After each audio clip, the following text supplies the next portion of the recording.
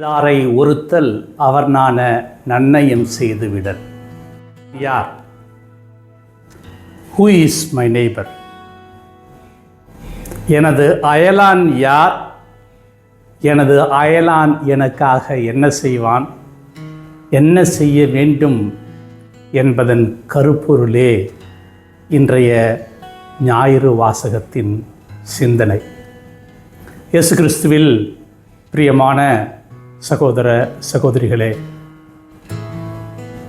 எனது அயலான், என்னை காக்கிறவன், எனக்கு சகோதரனாக இருப்பவன் யார் என்ற கேள்விக்கு நல்ல சமாரியனுடைய உவமையை ஆண்டவர் இயேசு எடுத்துரைக்கிறார்.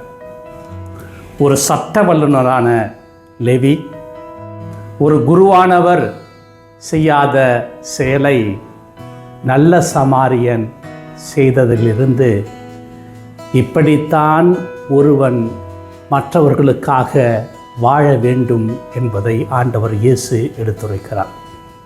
அன்புக்குரியவர்களே, கடவுளே மனிதனாக பிறந்து ஒவ்வொரு நடவடிக்கையிலும் நமக்கு அவர் நல்ல சமாரியனாக இருக்கிறார் என்றால் அது மிகையாகாது. நல்ல சமாரியனுடைய உவமை என்னோடு வாழ்கிற சகோதரனுக்கு, சகோதரிக்கு நான் எப்படிப்பட்டவனாக, எப்படிப்பட்டவளாக இருக்க வேண்டும் என்பதற்கு உதாரணம்தான் நல்ல சமாரியன். அன்புக்குரிய சகோதர சகோதரிகளே, இந்த வாரம் முழுவதும் நாம் யாக்கோபை பற்றியும் அவருடைய புதல்வர்களை பற்றியும் யோசேப்பை பற்றியும் வாசிக்க கேட்டோம். யோசேப்பு அருமையான ஒரு உதாரணத்தை எடுத்துரைக்கிறார். நல்ல சமாரியன் மற்றவர்களுக்கு உதவி மாத்திரம் செய்வது கிடையாது, மற்றவர்கள் பாவங்களை மன்னிக்கிற ஒரு செயலும் நல்ல சமாரியன் செய்கிற செயல்தான். தீமை செய்தவர்களுக்கு நன்மை செய்பவராக யோசேப்பு காட்சியளிக்கிறார். எனவே இயேசுவில் பிரியமான சகோதர சகோதரிகளே, இன்றைய தினம் ஒரு சின்ன ஒரே ஒரு கேள்வியை நான் உங்களுக்கு கேட்க விரும்புகிறேன்.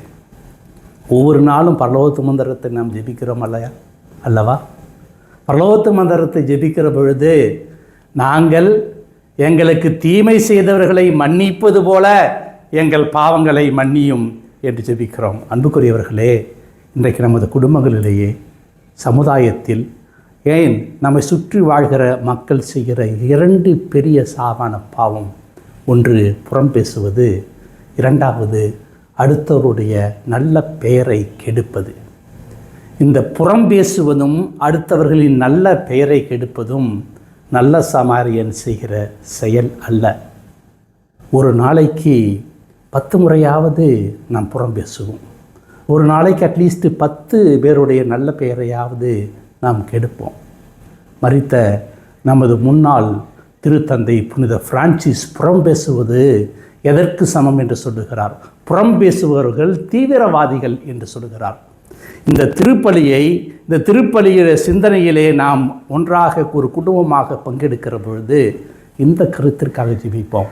ஆண்டவரே, நல்லாயனுடைய உதாரத்தை எனது வாழ்வில் நான் எடுத்துக்கொண்டு மிக குறிப்பாக எனது அன்றாட வாழ்வில் புறம் பேசுவதை தவிர்த்து, அடுத்தவருடைய நல்ல பெயரை கெடுப்பதை தவிர்த்து, என் ஆன்மாவையும் எனது உள்ளத்தையும் நல்ல சிந்தனையில் வளர்க்க எங்களுக்கு வரம் தாரும். எனக்கும் என் குடும்பத்தாருக்கும் என் சமூகத்துக்கும் வரம் தாரும் என்று சொல்லி ஜெபிப்போம். ஆமென்.